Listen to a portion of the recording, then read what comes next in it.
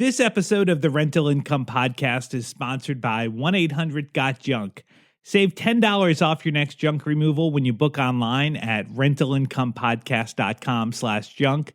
That's rentalincomepodcast.com/junk. Inspiring interviews with today's top landlords. This is the Rental Income Podcast. And now, Dan Lane. I love hearing stories from people that are just crushing it with their rental properties. I personally find it so inspiring and so motivating to hear these stories every week. But every once in a while, I think it's important to tell the other side of the story and talk to somebody that maybe made some bad decisions or had some bad things happen to them and ended up losing their rental properties. Because, I mean, to be honest, there are a ton of people that are making a lot of money in real estate, but there's probably just as many people that are losing money in real estate. So I'd like to welcome to the show Benita and hear his story. Hey, Ben, welcome to the show. Thank you, Dan. Thank you.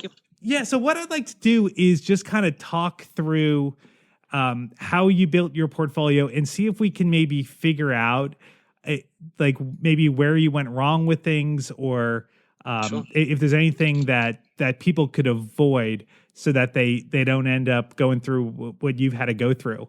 Absolutely. Why don't we start at the very beginning? What got you first interested in real estate? Actually going way back. I actually got interested in real estate, probably like most people. I was 18 or 19 years old, and I think it was Dave Delgado, I think was the guy's name, or Carlton Sheets too, his programs. But again, I was 18, 19 years old, did not like the idea of working the next 40, 50 years of my life for somebody else. Saw some of those real estate things.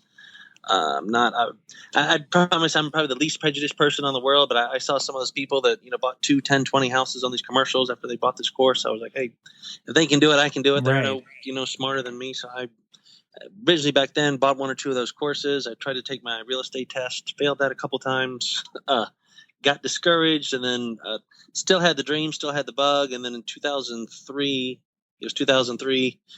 my New Year's resolution for the probably 5th or 10th year in a row was, hey, this is the year I'm going to do it.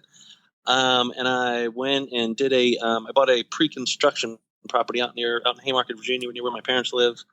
It was one of those situations anytime I went to see my parents' house, the sign in front of the new home community saying the house is starting at $300,000. The next week, house is starting at $310,000, house is starting at $320,000. And it was the first week of January 5th, 6th, or 7th or something, 2003.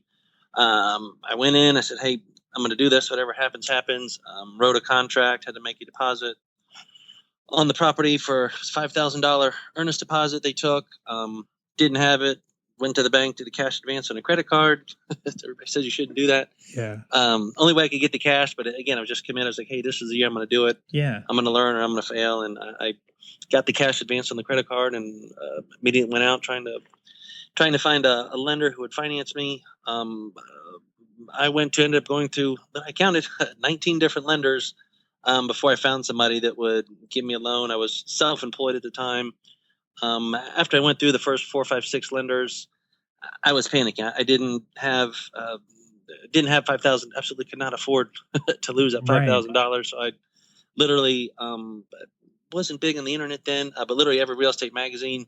If you're a mortgage guy, Benita was calling you, hey, let's talk. Here's my situation. And I'll never forget there was one gentleman, probably the 8th or 9th person I met with. I brought him in, did the application stuff, and he gave it back to me. He's like, hey, Ben, I couldn't qualify you for a car loan right now. And I was like, wow, you don't understand. I'm like, I need, $343,000 was that first price house. And I was like, I can't afford to lose this. But in my opinion, I was smart. I tried to. Each person that, turned me down, I was like, hey, what's wrong? What can I do? And, again, eventually it was the 19th person I met with.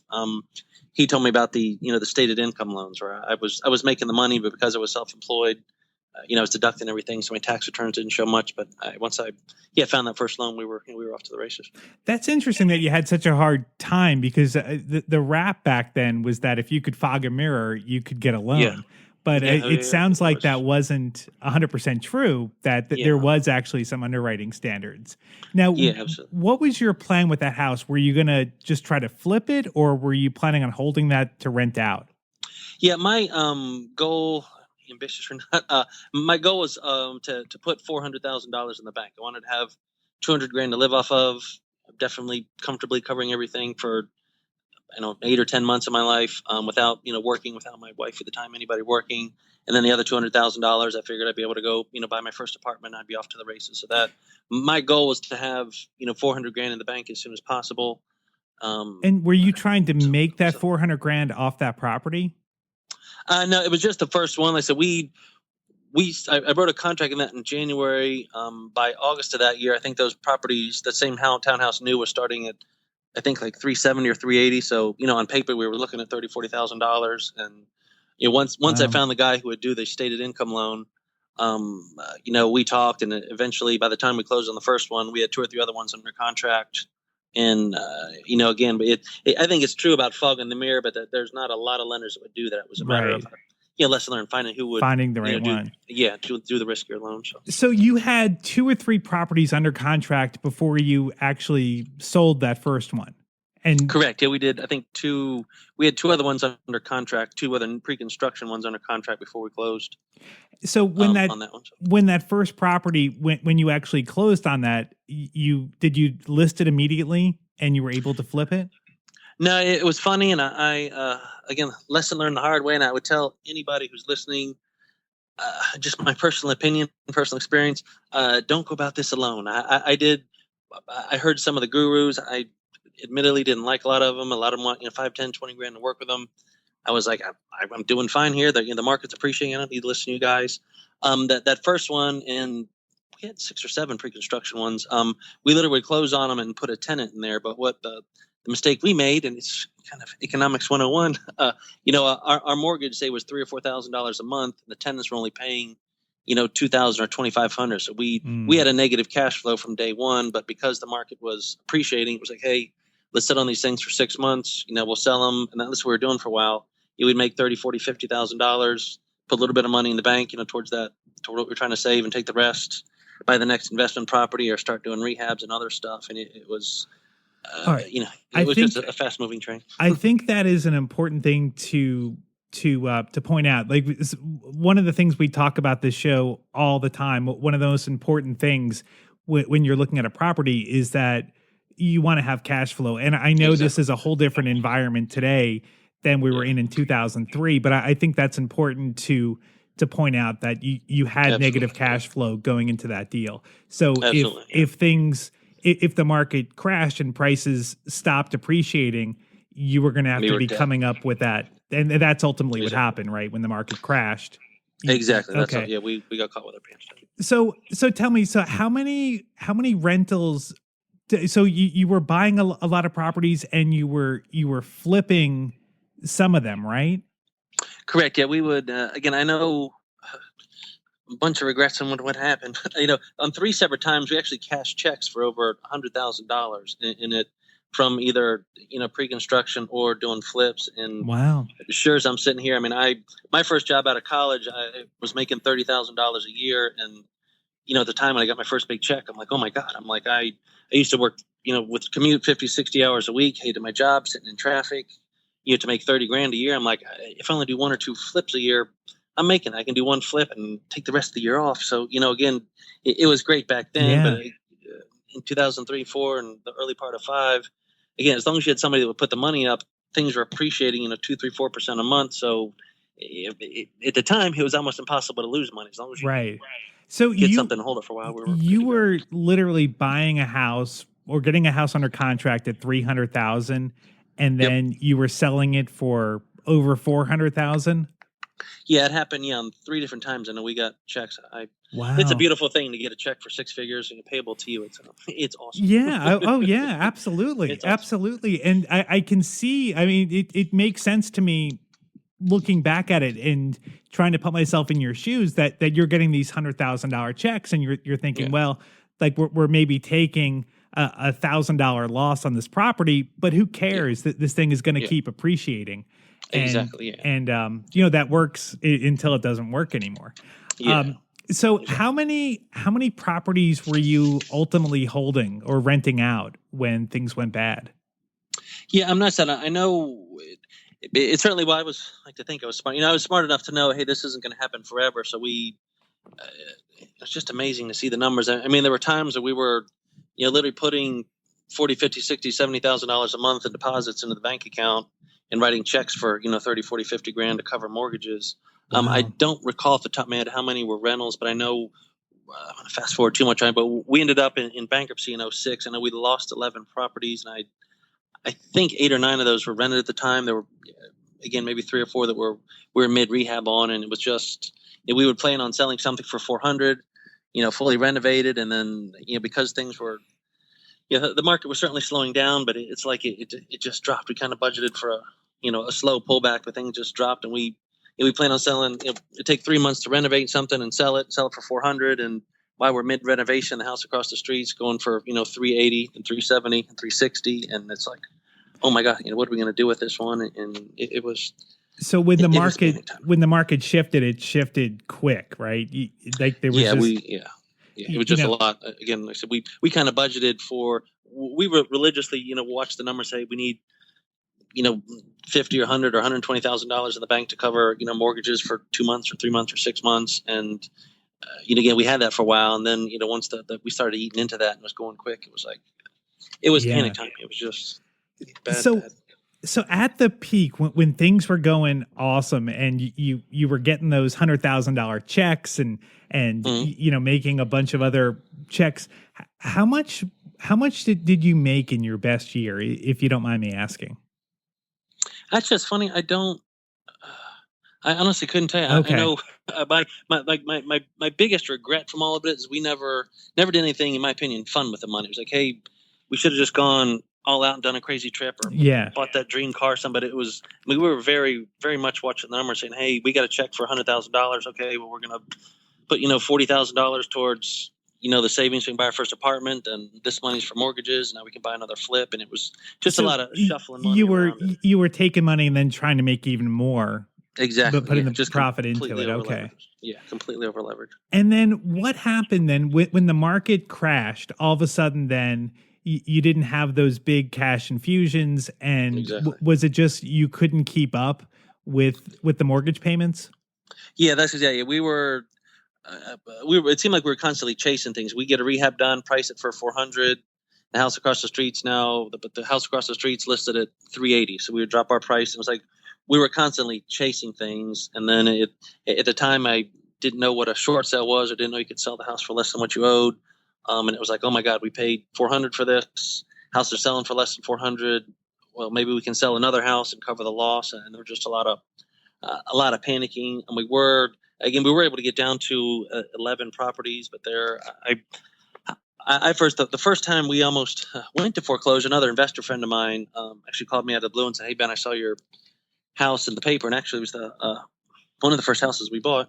And the paper's going to foreclosure. And I was like, I just didn't have a forwarding address. I had no idea. And he was immediately in panic mode. I don't have a big ego, but a lot of people in the area, I went to a lot of the real estate investor groups, knew me as you're a mover and shaker and you're flipping houses and you're successful and da-da-da. So I'm not gay, nothing wrong with that. I was completely in the closet about my situation locally. So I was just embarrassed, ashamed. I was like, I'm that guy, I'm in trouble. And what I did initially was I was literally on Craigslist again, talking to investors in Florida and California, just going through my story. Hey, I've got these properties. I'm upside down. I have no idea what to do.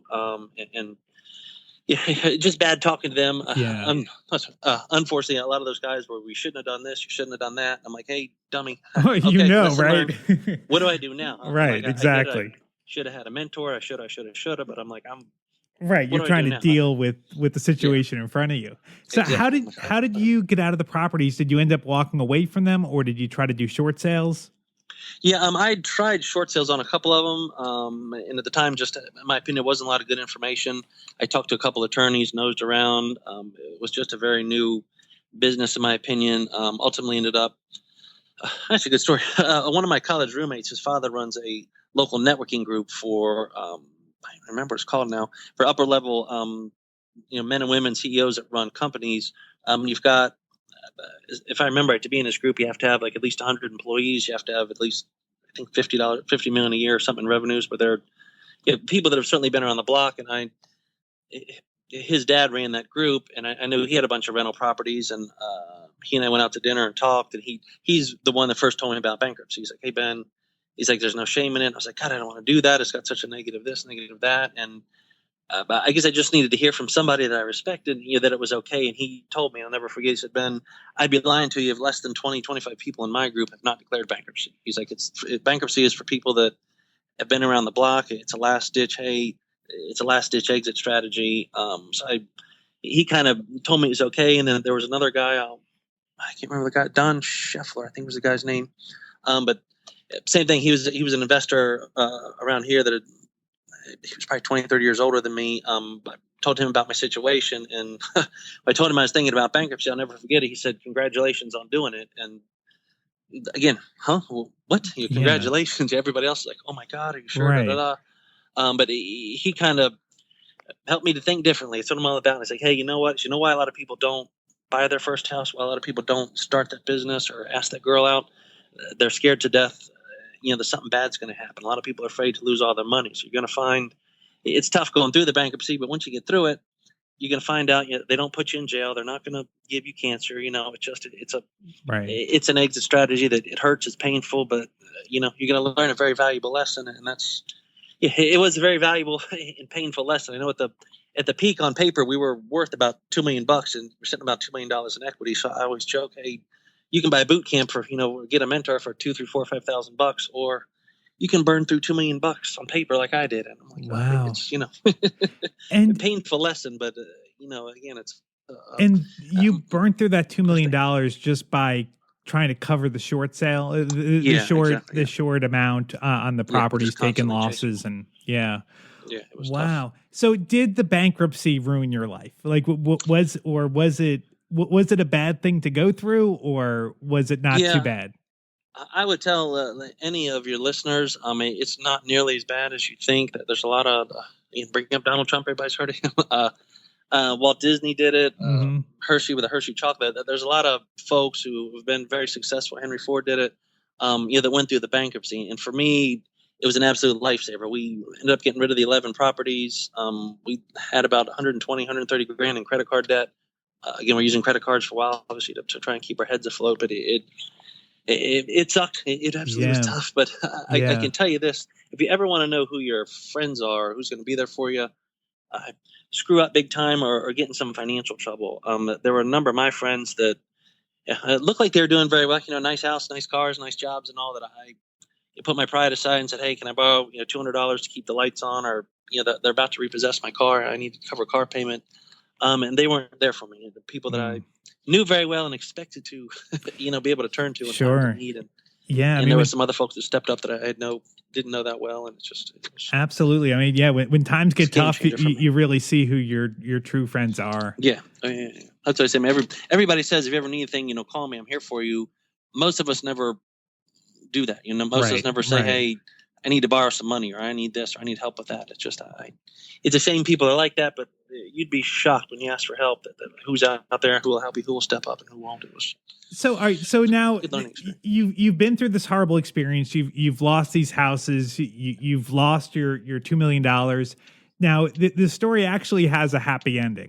Now you were able to start a business helping people do short sales, and you're also now back in the game buying property. So first, tell me about the short sale business that you've been able to start, or that you were able to get into. How did that come about? Yeah, absolutely. And again, it was back in 2005 and 6. Having all these properties, trying to do short sales. I was at a seminar from those local real estate investor groups. They had a speaker come in, talk about short sales, and again, once I heard he of course is pitching a course, made it sound like short sales are easy and the banks want to get rid of properties and just do X, Y, and Z and you do this. I'm like he did then. I'm an all-in kind of person. I was like, wow, I'm going to be the short sale guy. I was like, I'm going to learn about these. I'm like, there's so many people in trouble. There's so many houses that people owe $600,000, $700,000, $800,000 on that they're selling for $200,000, $300,000, $400,000. I'm like, I had a firsthand experience. I tried to talk to attorneys, agents, investors, people that I respected, thought knew about short sales. They didn't know anything. So I was like, hey, I'm going to be the short sale guy. So back in, I guess it was 2006, 2005 or 6, started a short sale processing company, still do that nationwide. Got very good at it. And it was Again, I was very eager, very hungry, and literally any webinar, any seminar, any speaker, any agent that did short sales, I'm like, hey, we're going to lunch. I'm going to listen to your seminar. I'm going to learn. In my opinion, humble opinion, I got very good at it. I've since written a book. I've done a couple of speaking engagements. I teach a CE course and stuff. So I like to think we're very good at doing short sales. It kind of filled the niche, and it's the best thing about it is helping people, because Sure.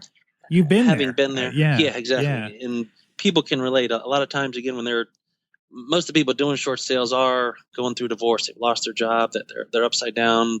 They don't want people to know about it. And when I can say, hey, I've been there. I know what it's like to get the phone calls. You're embarrassed. You're getting the letters. You're panicky. You're, oh my God, is the bank going to foreclose? They're going to take my house next week. The bank's pressuring you. And when I can kind of say, hey, it's a rough road ahead, but you don't have to worry about this. Here's what's going to happen here. Here's how you make the bank stop calling you. It's been very, very rewarding. I know a lot of the people we helped to get through. Again, friends and clients for life. They were for business. Even to this day, I still get thank you cards, thank you emails, this and that. So it's been very rewarding, and the short sale business has been been lucrative. It's good. We're working on a bunch now. It's interesting how life works out. That you have this horrible thing happen to you, but it actually ends up being a good thing, because it got you to where you are today.